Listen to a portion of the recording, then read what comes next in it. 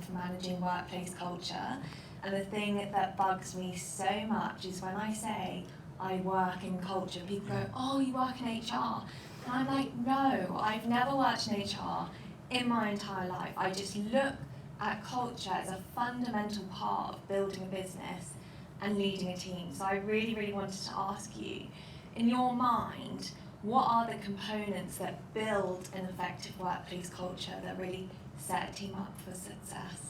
Yeah, so I think culture and team philosophy, as I said earlier, hiring the great people, then creating a culture where you get the best out of them, I think is so important, and I think anybody that understands the importance of it has a huge advantage. I reflect on sitting with Rio Ferdinand on the podcast, and him saying to me, I'm a Manchester United fan, disclaimer, and Manchester United, for anybody that doesn't know, we're like the most successful team in the world for 26 years. It's like never been done before, and City will never do it. So anyway, he said to me that, he said, Steve, guess how many times Sir Alex Ferguson came into the training ground dressing room in those 26 years?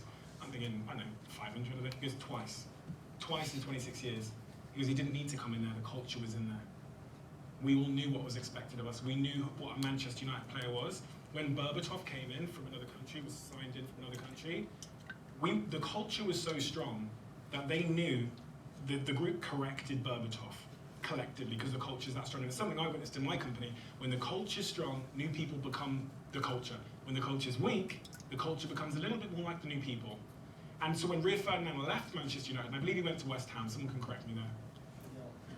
QPR. When he went to QPR, thank you. When he went to QPR, he said, in the changing room, we talked about how much we were paid, which club we wanted to go to next, and all of those kind of toxic culture things where nobody's bound together, and QPR weren't successful, unsurprisingly. I think it's the most important thing. What do I think of the things that I think are conducive with culture? People having a high degree of autonomy. I'm going back to much of what Daniel Pink has taught me about motivation, and some things I've learned from writing about workplace engagement. So a high degree of autonomy is incredibly important. When people don't have that, it's really, really bad. Feeling like they have a sense of forward motion, feeling like they're challenged. It goes back to my point about we're motivated when we play on the cusp of our zone of comfort. Too far in, bored, too far out, intimidated, and procrastination, and all those horrible things. So keeping people in a point where they feel challenged in work. This is why stress is, as it relates to work, actually not the worst thing in the world, because challenge is important. And I'd say striving towards a goal, keeping people striving towards a goal that they subjectively think is meaningful.